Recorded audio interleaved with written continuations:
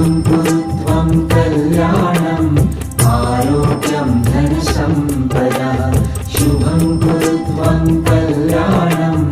आरोग्यं धनसम्पदा शत्रुबुद्धिविनाशाय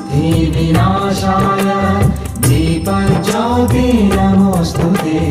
दीपज्योति नमोस्तुते शुभं कुरु त्वं कल्याणम् आरोग्यं धनसम्पदा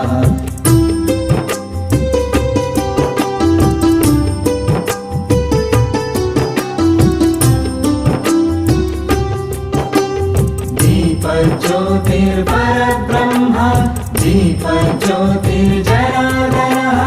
दीपज्योतिर्